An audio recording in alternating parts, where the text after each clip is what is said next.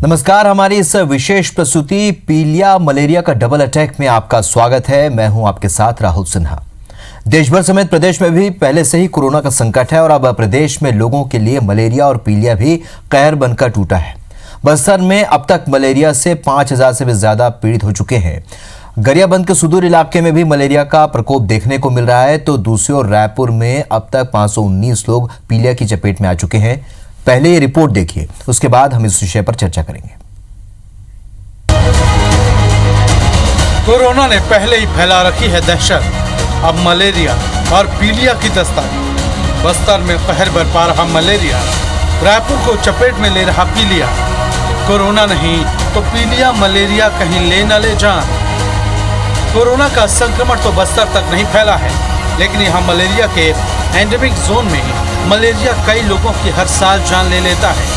अब तक मलेरिया में ठंड के साथ बुखार, बदन दर्द जैसे लक्षण दिखाई देते थे, लेकिन अब यहाँ बिना लक्षण का मलेरिया सामने आया है। आपको बता दें, छत्तीसगढ़ में नई सरकार ने वर्षों से बस्तर को मलेरिया मुक्त करने 1 महीने का विशेष अभियान चलाने का लक्ष्य रखा और इस अभियान में 15 जनवरी से 15 फरवरी के बीच घर घर मरीजों की सैंपलिंग की गई, जिससे मलेरिया की पहचान की जा सके। 2020 में बस्तर जिले में 5203 मलेरिया संक्रमित मिले हैं, जबकि इनमें से 3514 मरीज ऐसे हैं जिनमें मलेरिया के लक्षण दिखाई ही नहीं दिए। अकेले बस्तनार आश्रम के करीब 100 बच्चे बिना लक्षण वाले मलेरिया से पीड़ित मिले। बिना लक्षण वाले मलेरिया पीड़ितों में ज्यादातर बच्चे और महिलाएं हैं और इनमें भी सर्वाधिक गर्भवती महिलाओं की संख्या है। मलेरिया से निपटने सरकार ने भी अपनी पॉलिसी बदलते हुए दोबारा क्लोरोक्वीन टैबलेट का इस्तेमाल शुरू किया है। अब प्राथमिक बुखार और संदेहास्पद लक्षण मिलने पर ये दवाएं दी जा रही हैं। वहीं गरियाबंद में भी मलेरिया का प्रकोप शुरू हुआ है, जहां सुदूर इलाके में 16 मलेरिया पीड़ित मिले हैं। यहाँ स्वास्थ्य विभाग की टीम ने पहुंचकर सर्वे का काम शुरू किया है। इन मामलों को देखते हुए प्रदेश के स्वास्थ्य मंत्री टी.एस. सिंहदेव ने चिंता जताई है, साथ ही सरकारी स्तर पर सभी जरूरी प्रयास करने की बात कही। जैसे देखा गया कि लोंडीगुड़ा क्षेत्र में मलेरिया यानी कि ज़्यादा मात्रा में पाया जाता है और इस टाइप के मरीज ज़्यादा होते हैं मलेरिया के, तो हम लोग प्रयास करते हैं कि जिन क्षेत्रों में मलेरिया का मरीज हो वहाँ 100% हम लोग स्लाइड या आरडी किट से मलेरिया की जाँच की जाती है। और ये भी देखा गया है कि कई मरीज इन सिम्टम जैसे बोलते हैं कि नहीं बताता बोल के, लेकिन मरीज कुछ न कुछ सिम्टम हमको बताता ही है, या तो बोलता है बुखार है या सिर दर्द है या बॉडी एक है या दस्त है बोल के। तो इस प्रकार के मरीजों को हम मलेरिया का टेस्ट जरूर करते हैं। उनके आसपास के लोगों को, हाँ, उनके आसपास को जैसे मलेरिया यानी पॉजिटिव मिला, जहाँ जहाँ से इसकी जानकारी आएगी। और ऐसे तो रूटीन में मलेरिया का अभी जो फेज़ 2 हमको बस्तर में करना था, ये जून महीने का ही उसमें टारगेट था, जून जुलाई का, तो समय आएगा और ये कोरोना में भी सारी बहनें उसमें लगी हैं, उसको फिर से लिया जाएगा। तो जहाँ से ऐसी जानकारी मिलती है वहाँ टीम भी भेज देंगे और उसके अतिरिक्त सामान्य जानकारी रूटीन में सभी CMHO को चली जाएगी कि मलेरिया के प्रकरण की तरफ भी थोड़ा ध्यान बढ़ाए। इधर प्रदेश की राजधानी रायपुर, जहां हर साल पीलिया को दूर करने के नाम पर कवायद होती है, लेकिन हर साल पीलिया के मामले आते हैं और आंकड़े बीते साल से ज्यादा ही होते हैं। इस बार फिर रायपुर में पीलिया पीड़ितों की संख्या 500 पार कर 519 तक पहुंच गई है। पीलिया के 32 मरीज अस्पताल में भर्ती हैं। वहीं पीलिया पीड़ितों में 6 साल का बच्चा भी शामिल है। यहाँ बीते 24 घंटे के भीतर रायपुर में 36 नए पीलिया पीड़ित मिले हैं। इधर रायपुर के साथ ही वीरगांव में पीलिया ने अब पैर पसार लिए हैं। डॉक्टरों के अनुसार गंदे पानी की वजह से शहर में पीलिया के मरीज बढ़ते जा रहे हैं। रायपुर के अलग अलग 58 इलाकों से लिए गए पानी के सैंपल में 32 जगह के पीने के पानी में गंदगी मिली है। बताया जा रहा है कि पानी में मल में पाया जाने वाला बैक्टीरिया मौजूद है। जांच में पानी में ई. कोलाई, क्लेबसिएला और स्यूडोमोनास बैक्टीरिया मिलने का खुलासा हुआ है। ये जो शहर में गंदे पानी और कीड़े की समस्या को लेकर के निगम प्रशासन जो है सभी जो संभावनाएं आशंकाएं हैं उस पर ट्रेस कर रही है। दूषित पानी है और या लेस क्लोरीनेशन है। एंड पॉइंट क्लोरीनेशन के तहत जो 0.2 ppm क्लोरीन मिलना चाहिए प्रत्येक एंड पॉइंट पे, उसको सुनिश्चित किया जा रहा है। इन सब के बीच सवाल ये है कि आखिर मलेरिया और पीलिया की रोकथाम के लिए होने वाले सरकारी प्रयास अब तक नाकाम क्यों हैं? करोड़ों खर्च के बाद भी आखिर लोगों को राहत क्यों नहीं मिल रही? सरकार के साथ ही आम जन की क्या भूमिका हो सकती है? सवाल कई हैं। Bureau report, IBC 24। तो देश और दुनिया में कोरोना का प्रकोप जारी है और इस बीच प्रदेश में दो प्रमुख बीमारियों की आज हम बात कर रहे हैं, मलेरिया और पीलिया। इसके डबल अटैक की हम चर्चा कर रहे हैं और हमारे साथ स्टूडियो में मौजूद हैं स्वास्थ्य विभाग के उपसंचालक डॉक्टर अखिलेश त्रिपाठी जी। डॉक्टर साहब, आपका बहुत बहुत स्वागत। नमस्कार। हम अपने दर्शकों को बता दें कि हमारे इस कार्यक्रम को लाइव फोन इन प्रोग्राम है जिसमें आप हमें कॉल भी कर सकते हैं और एक बार फिर हम आपको हमारा फ़ोन नंबर बता देते हैं 07714008777 हमारा नंबर है, फ़ोन नंबर। इस नंबर पे आप कॉल कीजिए और अपने सवाल आप हमसे पूछ सकते हैं। डॉक्टर साहब उन तमाम सवालों के जवाब देंगे। डॉक्टर साहब, चर्चा की शुरुआत करते हैं। चूंकि अब कोरोना संकट काल में ये एक नई तरीके का संकट भी प्रदेश के सामने है, जो कि ये जो संकट है हर साल आता है और हर साल हमको इससे निपटना होता है, लेकिन कोरोना संकट के दौरान अगर ये आया है तो किस तरीके से आप देखते हैं? फिलहाल दोनों को एक साथ जोड़ कर देखें तो ये दोनों को एक साथ जोड़ के देखें तो हमारे लिए एक बड़ा चैलेंज उभर के सामने आता है कि हमारे पास जो मैन पावर है उसको हमको दो कामों को एक साथ देखना पड़ रहा है और दोनों महामारी के रूप में है।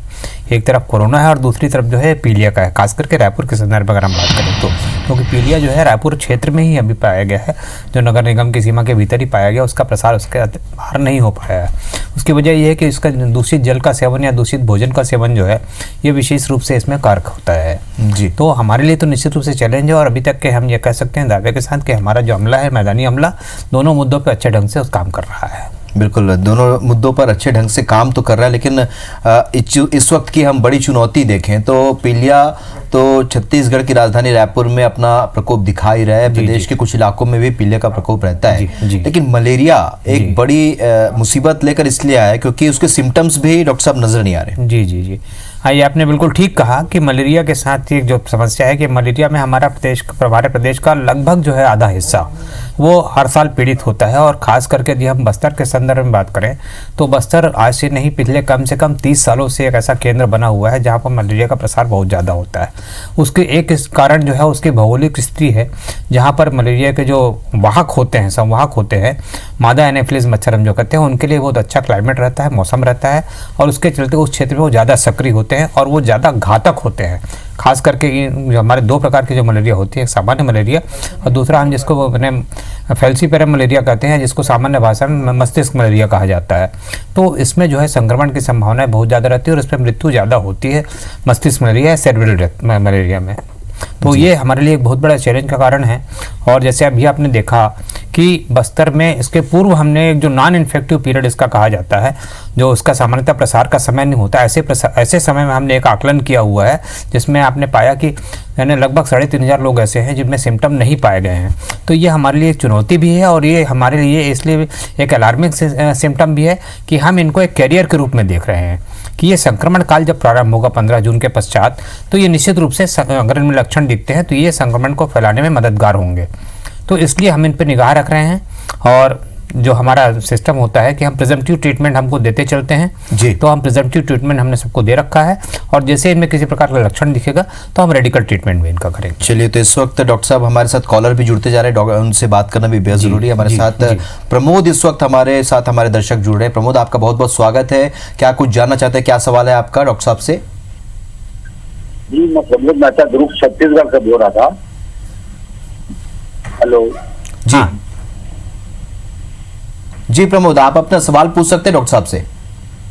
जी सर, डॉक्टर साहब से पूछना था, अभी अपन कोरोना से भी संभले नहीं है और ये पीलिया और ये जो तकलीफ हो रही है तो ये अभी से नहीं करीब जी मैं ये पूछना चाहता हूँ कि अभी कोरोना से भी अपन 30% नहीं हो पाए हैं और ये मलेरिया पीलिया वापस चालू हो गया है और ये गंदा पानी का आज से नहीं है, हर 2 महीने 3 महीने में गंदा पानी की सप्लाई होती है।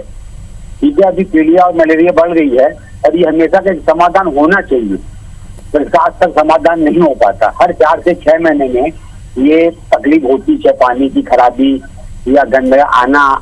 ये इतना खर्च हुआ, अभी नए पाइप्स लगे हैं, नए कनेक्शन हुए हैं, अभी व्यवस्था पानी की बराबर आज तक ना हो पाई। पता नहीं कोरोना का अपन कैसे निपटेंगे, जो कि वो ना इलाज है। ये तो मलेरिया और अपन इसको इलाज हो सकते हैं, पर कोरोना से भी अपन बहुत दुखी हैं। पता नहीं आज अपन किस दिशा पे देश जा रहा है तो समझ के बाहर है। मुझे इसका जवाब चाहिए सर से। जी डॉक्टर साहब, इनके सवाल से किस समझ में आती है कि जानना चाहते हैं कि पहली बात तो व्यवस्था के बारे में जानना चाहते हैं, दूसरा ये कि एक जागरूक नागरिक होने के नाते उनको भी कुछ ख्याल रखना चाहिए। नहीं, प्रमोद जी की बातों से मैं लगभग सहमत हूँ और उसमें यह है कि व्यवस्था को चुस्त दुरुस्त करना भी हमारी ही जिम्मेदारी है और हम अपने तौर पे उसमें निश्चित तौर पे प्रयासरत हैं। लेकिन विशेषकर तीनों मुद्दों में कोरोना के संदर्भ में तो बार बार जानकारी दी जा चुकी है कि व्यक्तिगत बचाव ही सर्वश्रेष्ठ तरीका है और वैसा ही लगभग स्थिति है आपकी पीलिया के लिए भी और मलेरिया के लिए। पीलिया में आपकी जो महत्वपूर्ण भूमिका हो जाती है, समाज में जो भी व्यक्ति जो भी प्रभावित क्षेत्र है मलेरिया पीलिया से प्रभावित क्षेत्र जो है, वहाँ पर यह आवश्यक हो जाता है कि हम पानी छान कर और पानी उबाल कर पिए, तभी हमारे पास स्वच्छता की गारंटी रहेगी। अन्यथा की स्थिति में चाहे वो घर की बात हो या बाहर की बात हो, पानी के स्वच्छता की कोई गारंटी नहीं ले सकते हम। इवन आप देखिएगा घरों में आज की तारीख में अगर हम शहरी क्षेत्र में बात करें तो लगभग 60 से 80% घरों में ओवरहेड टैंक होता है। इस बात को उस घर के रहने वाले भी नहीं जानते हैं कि उस टैंक को हमको फ्रिक्वेंटली उसको साफ करना चाहिए और उसका भी क्लोरिनेशन करना चाहिए कि पानी वहां पे स्टोर तो कर रहे हैं और वहां पानी यदि कीटाणु विषाणु पनप रहे हैं तो संक्रमण तो स्वाभाविक है। जी चलिए, तो दोनों स्तर पे हमको आपको यहाँ पर रोकूंगा क्योंकि हमारे दर्शक लगातार हमारे साथ जुड़ रहे हैं, उनके सवाल लेना बहुत जरूरी है। हमारे दर्शक गोपाल रायपुर से जुड़ रहे हैं। गोपाल, क्या कुछ जानकारी चाहते हैं आप? डॉक्टर साहब से क्या पूछना चाहते हैं? डॉक्टर साहब नमस्कार। डॉक्टर साहब नमस्कार भाई। डॉक्टर साहब मैं ये पूछना चाह रहा हूँ कि पीलिया केवल पानी से फैलता है? पीलिया केवल पानी से फैलता है कि और किस चीज से फैल सकता है? हाँ, बहुत अच्छा सवाल है आपका। ये पानी से फैलता है, दूषित भोजन से फैलता है, अध पके भोजन से भी फैलता है। इसीलिए हम लोग निर्देश देते हैं पानी के संदर्भ में तो मैंने आपको बताया। साथ ही साथ हम ये बोलते हैं कि यदि आप साग सब्जी लेकर आ रहे हैं बाजार से तो उसको अच्छी तरह गर्म पानी से धो लीजिए। धोने के पश्चात ही उसको पकाइए और कभी भी अधपका भोजन ना खाइए, कच्चा भोजन मत खाइए। भोजन हमारे वैसा हम लोग भी जब भी पकाते हैं तो बहुत अच्छी ढंग से उबाल लेते हैं। जितना अच्छा उबालेंगे उसको उतना ही अपने आप को सुरक्षित महसूस करेंगे। तो ये दरअसल जो है ये मल के माध्यम से पानी को दूषित करता है या किसी और चीज को दूषित करता है। बिल्कुल, यानी कि पानी के अलावा दूसरे माध्यम भी इसके फैलने की वजह हो सकते हैं। इस वक्त हमारे एक और दर्शक जुड़ रहे हैं, दिनेश हमारे साथ जुड़ रहे हैं। दिनेश, आपका स्वागत है IBS 24 में। क्या जानना चाहते हैं, क्या सवाल है आपका डॉक्टर साहब से? जी सर, मैं जानना चाहता हूँ कि ये पीलिया जो है दवाई से ठीक होता है कि फुकाने झाड़ने से ठीक होता है? एक बार फिर से अपना सवाल दोहराएंगे दिनेश, और अपने टेलीविजन का वॉल्यूम आप कम रखेंगे ताकि आप सही ढंग से सवाल पूछ पाएं। कई बोलते हैं सर पीलिया जो होता है झड़ाने फुकाने से ठीक होता है कि दवाई से ठीक होगा? देखिए भाई साहब, मैं आपको अगर ईमानदारी से बताऊं तो ये जो पीलिया अभी फैल रहा है ये होता है वायरस की वजह से। और हम ये अच्छी तरह से जानते हैं कि वायरस का कोई उपचार नहीं है, एंटीवायरस कोई ड्रग अभी नहीं है जो इन पे काम कर सके। और ये दरअसल होता है कि ये सेल्फ लिमिटिंग होता है, एक निश्चित अवधि में खुद ही समाप्त हो जाता है। हमको सिर्फ सावधानी बरतनी रहती है कि हमारे शरीर में पानी की कमी मत हो और वो जो पीलापन है वो धुलता रहे ताकि वो कहीं पे शरीर के किसी अंग में जमा होकर के शरीर के किसी अंग को नुकसान न पहुंचाए। झाड़ फूक नहीं कराना, झाड़ फूक का कोई इसमें औचित्य नहीं रहता है। लोगों की मान्यता रहती है, मान्यता तो किसी भी चीज पे रहती है जी, इसलिए उस पर मैं कमेंट निश्चित तौर पर नहीं करूंगा। और दर्शक इस वक्त हमारे साथ जुड़े डॉक्टर साहब अजय हमारे साथ जुड़े। अजय, क्या जानना चाहते हैं, क्या पूछना चाहते हैं डॉक्टर साहब से? जी, मलेरिया और पीलिया के मूलभूत बचाव क्या है और इलाज क्या है? ठीक, देखिए आपका जो पहला प्रश्न है मूलभूत बचाव की बात आपने कही है दोनों बीमारियों से, तो मलेरिया में बचाव के लिए सबसे अच्छा तरीका जो होता है वो ये है कि हम अपने आसपास के क्षेत्र में मच्छरों को पनपने न दें। जहाँ भी पानी का ठहराव होगा वहाँ मच्छर विकसित होंगे और मच्छर जहाँ विकसित होंगे वहीं मलेरिया की संभावना होगी। पहली बात तो जब भी ऐसी जगह होती है, खास करके बरसात का सीजन आने वाला है, तो जब भी ऐसी स्थिति आती है तो हम अपने आसपास अगर कोई भी गड्ढा दिखते हैं तो उसको हम पाट सकते हैं और उसमें पाटने में कोई खर्चा भी नहीं आता भाई साहब। दूसरा इसका उपचार रहता है, तरीका रहता है, जो बड़े गड्ढे हैं वहाँ पर हम जला हुआ ऑयल जो होता है वो हम डाल सकते हैं, तो वो उससे परत बना देता है। तो उस परत से क्या है, मलेरिया के जो है लार्वा वगैरह है वो विकसित नहीं होने पाते हैं, लार्वा प्यूपा जो विकसित नहीं होने पाते हैं जी, तो मलेरिया का विकास अवरुद्ध हो जाता है। और उपचार की बात आपने कही तो मलेरिया तो गारंटेड उपचार है। सही समय पे यदि आप चिकित्सालय पहुंच जाते हैं या चिकित्सा कर्मी के पास पहुंच जाते हैं तो मैदानी कार्यकर्ता भी सक्षम है उसका उपचार करने के लिए। ACT किट उसके बाद उपलब्ध रहती है, वो खून से आपकी जांच करेगा और पॉजिटिव पाए जाने पर तत्काल आपका उपचार कर देगा।